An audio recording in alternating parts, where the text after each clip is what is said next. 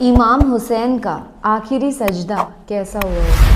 I know, बेहद दर्दनाक, हम सबको रुला देने वाला है। इनफैक्ट आज तक भी लाखों करोड़ों मुसलमान उस दुख, उस दर्द, उस पीड़ा को अपने दिल में लिए चले जा रहे हैं। इनफैक्ट हम जैसे हिंदू जो उस दर्द को समझते हैं कि क्या उस वक्त पे हुआ था, क्या बीती होगी इतने छोटे छोटे बच्चों की शहादत, इट्स वेरी पेनफुल। नमस्कार, अस्सलामु अलैकुम, मैं निधि शर्मा इंडिया से। और इस वीडियो के टाइटल में 10 मुहर्रम लिख रखा है, तो ये एक मेरी बहुत बड़ी क्वेरी है कि ऐसे 10 मुहर्रम क्यों लिख रखा है। अगर आपको पता हो तो kindly write it in the comment section, अगर नहीं पता तो it's all right, no worries. Video देख करके हमें बेशक पता लग ही जाएगा। और वीडियो के टाइटल में ये भी लिखा है कि ये एक बयान का वीडियो है। इतना मैं भी समझती हूँ कि बयानात के रिएक्शन वीडियो पे I have to cover my head and my hairs, and that's what I have done, क्योंकि इस्लाम एक सच्चा दीन है। And when you are listening to something religious, I have to respect it anyway. जब हम गीता का पाठ होता है तब अपना सर ढक कर के बैठते हैं, तो कुरान शरीफ के वाक़ये पर सर ढक कर के बैठना हमारा फ़र्ज़ है। अल्लाह के रसूल हज़रत मोहम्मद मुस्तफ़ा सल्लल्लाहु अलैहि वसल्लम बार बार इमाम हुसैन को बुलंद करके दुनिया को ये बताते थे कि ये हुसैन मुझसे है और मैं इस हुसैन से। ऐ लोगो, अगर इस हुसैन पे कोई मुश्किल वक्त आ जाए और ये तुमसे मदद तलब करे तो इसका साथ देना, क्योंकि ये जन्नत के जवानों का सरदार है, मेरा खून है, मेरी औलाद है।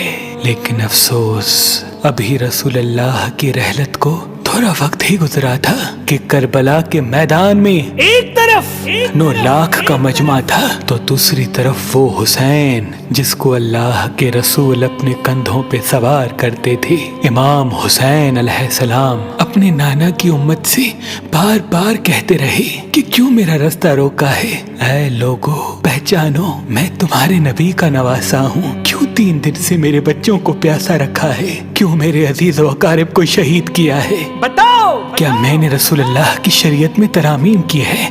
किसी इंसान का हक खाया है? किसी इंसान पे जुल्म किया है? इतने में फौजे यजीद एक आवाज में कहने लगी, ऐ हुसैन, हम सब तुझे तेरे बाबा अली के बुग़्ज़ में कत्ल कर रहे हैं ताकि यजीद हमारी झोलियां दौलत से भर दे।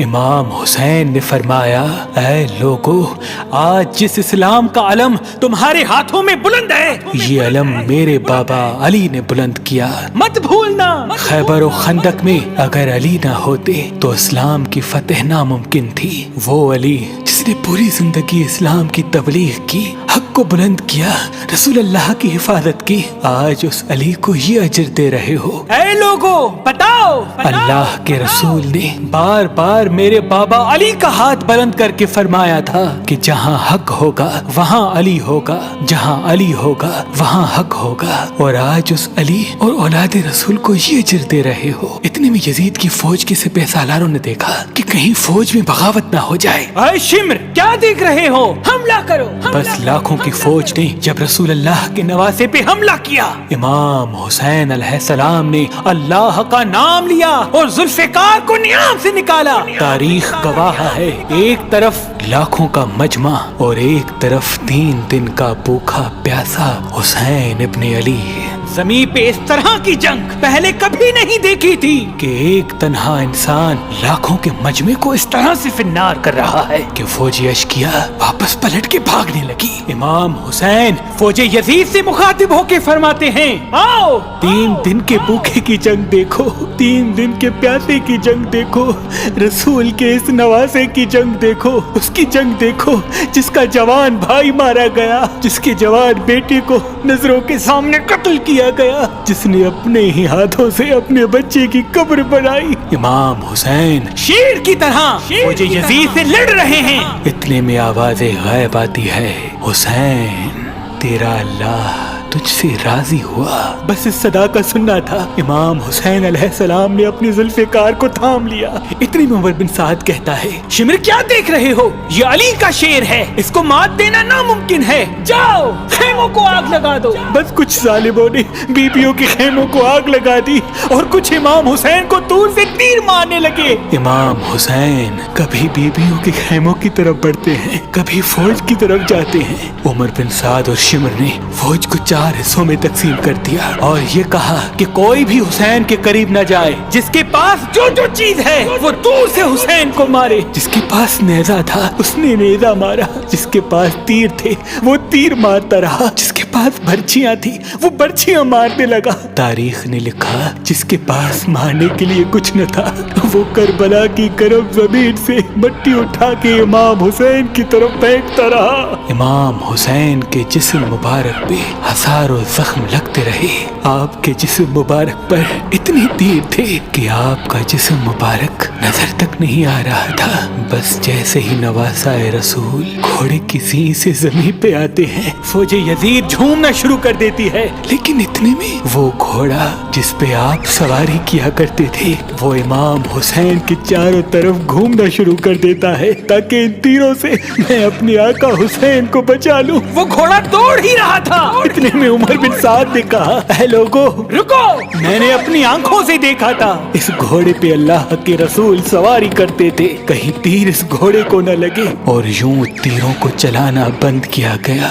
अफसोस है उन लोगों को उस घोड़े का तो एहतराम मालूम था जिस पे रसूल अल्लाह सवारी किया करते थे, लेकिन उस हुसैन का एहतराम भूल चुके जिनको अपने कंधों पे सवार करके उम्मत को दिखाया करते थे।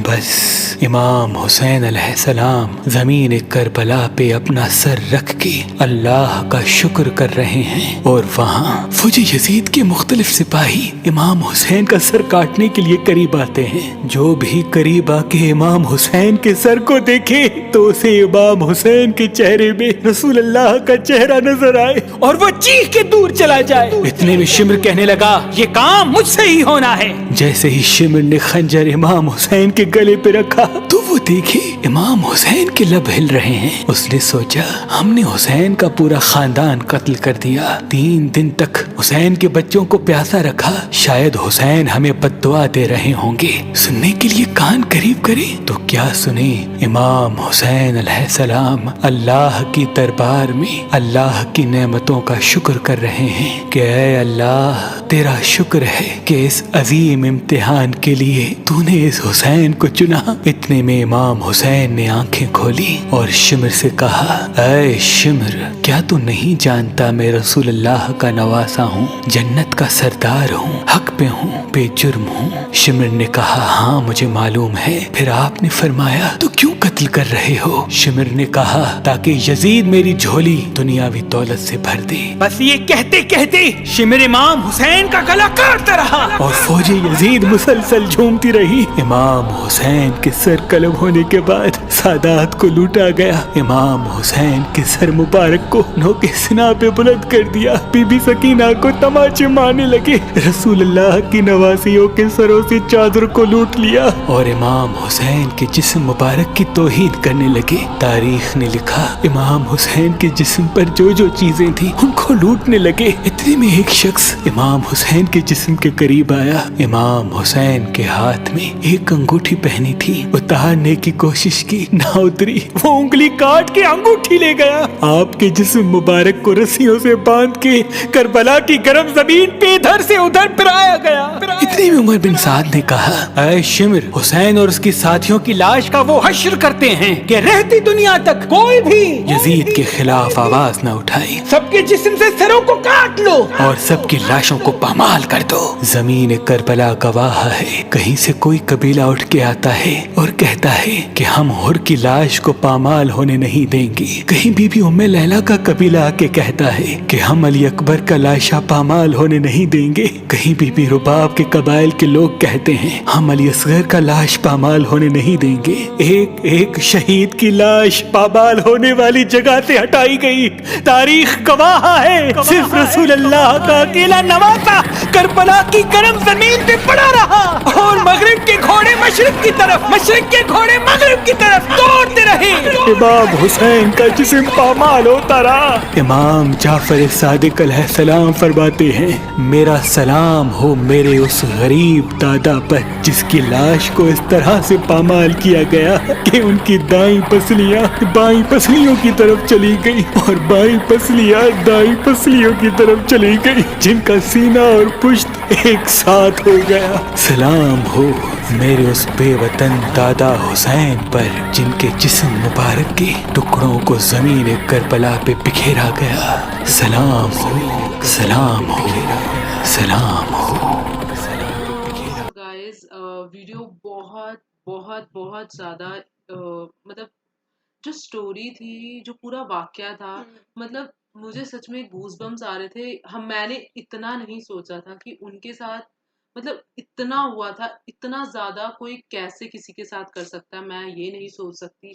इवन जब वो बोल रहे थे, जब स्टार्टिंग में उनको जब इतने सारे लोग एक इंसान पे मतलब एक इंसान को मार रहे थे, वही बहुत अजीब था, वही बहुत दर्दनाक था। बट बाद में भी जो उन्होंने बताया कि उनके हाथ में एक रिंग थी और वो निकल नहीं रही थी, तो उस रिंग को निकालने उन्होंने मतलब उनकी उंगली कट कर दी। फिर उसके बाद वो जो करबला का पूरा जो मैदान था वहां पे उनको मतलब ले जाया गया, एंड देन फिर उसके ऊपर घोड़े गए एंड उनकी पूरी हड्डियां मतलब कोई बहुत मतलब कोई सोच है। भी नहीं सकता यार। किसी को हम ऐसे अगर बताएंगे भी ना तो वो भी इतना ज्यादा मतलब सुन नहीं पाएगा, क्योंकि ये जो पूरा वाकया था इसमें उनके साथ बहुत बहुत गलत हुआ और बहुत ज्यादा पेनफुल था वो। हम जब सुन रहे थे हम भी बहुत इमोशनल हो रहे थे और क्योंकि बहुत मतलब ये स्टोरी ऐसी थी, मतलब इमाम हुसैन की हमने स्टोरी डॉक्यूमेंट्री हाँ प्रॉपर देखी हाँ हुई है। हमने एंड देखी वो हुई है जब वो। हमने देखी थी वो भी मतलब वो क्योंकि करबला की थी, हाँ वो भी वो इतनी मतलब ज्यादा इमोशनल थी, उसमें थोड़ा इतना बता स्टार्टिंग का बताया था हाँ उसने उन्होंने ज्यादा। स्टार्टिंग का बता रखा था। और फिर हम्म। उनके जैसे इस वीडियो में भी दिखा रहे थे, उन्होंने खुद अपने बेटे की मतलब वो कब्र आई थिंक बनाई थी। हाँ मतलब हाँ बहुत सारी मतलब बहुत वो भी गलत गलत बहुत चीजें हुई थी सारी उनके साथ। बहुत गलत चीजें थी साथ में। फिर ये बहुत मतलब अगर हम दोनों को कंबाइन कर दें कि स्टार्टिंग से ही बहुत सारी चीजें थी जो कि बहुत पेनफुल थी। करबला का फुल वाक़या 10 मुहर्रम इमाम हुसैन का आखिरी सजदा बयान।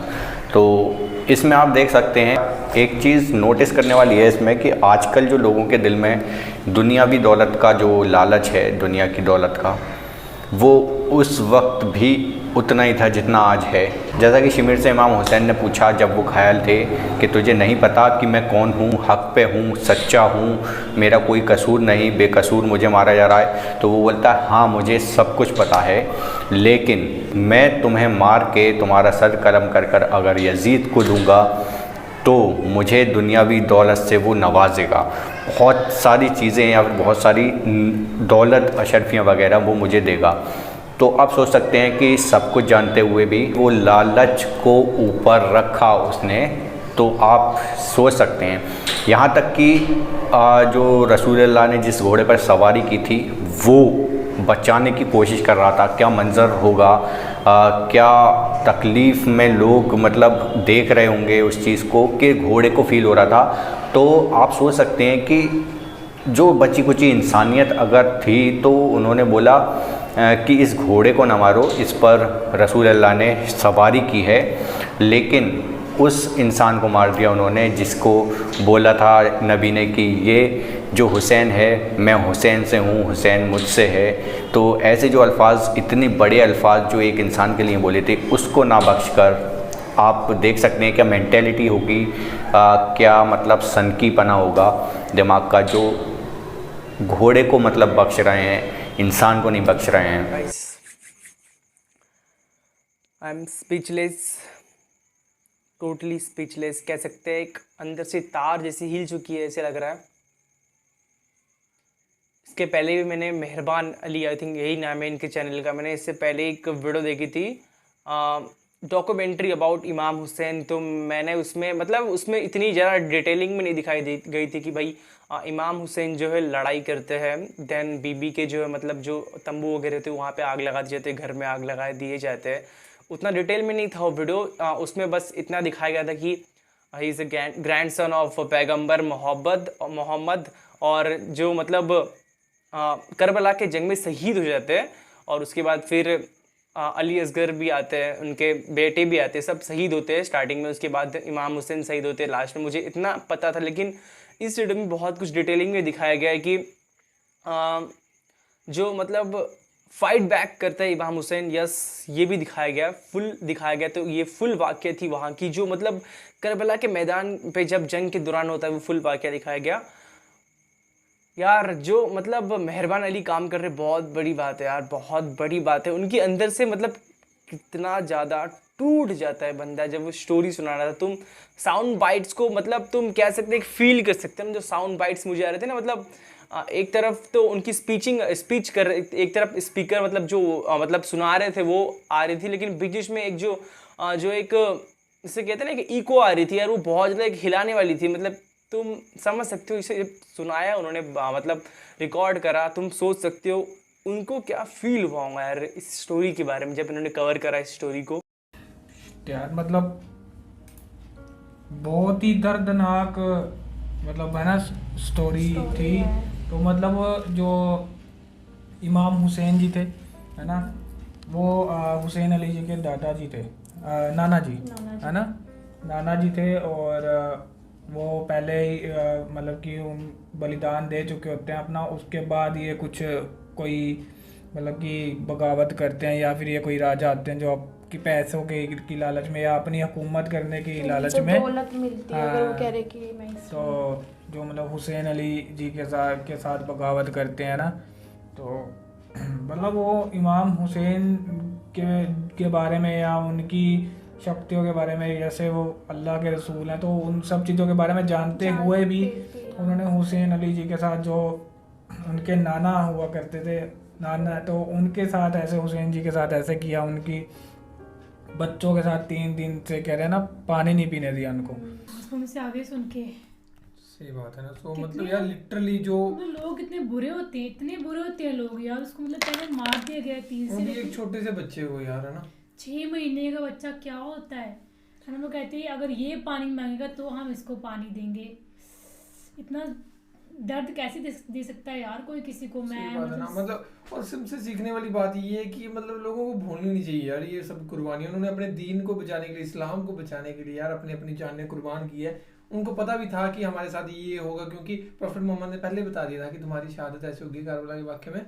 तो वो अपने आप को बचा सकते थे, अगर चाहते तो वो जंग कर सकते थे, लेकिन उन्होंने नहीं करी। उनको पता है कि अगर खून बहेगा, अगर ये सब चीज़ें होगी तभी इस्लाम जिंदा रहेगा, इस्लाम तभी फैलेगा। तो ये था।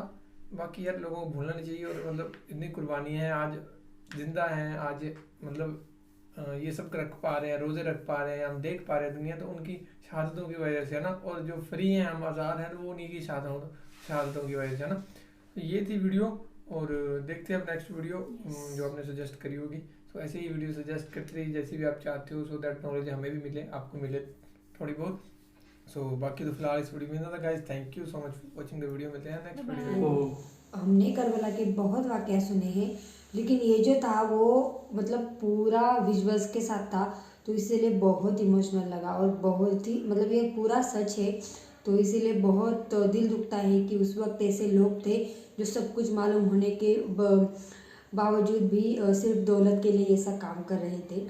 तो ये तो अजीब ही लगा सुनने के लिए कि मतलब उनको घोड़े की दया आई पर हज़रत हुसैन की नहीं।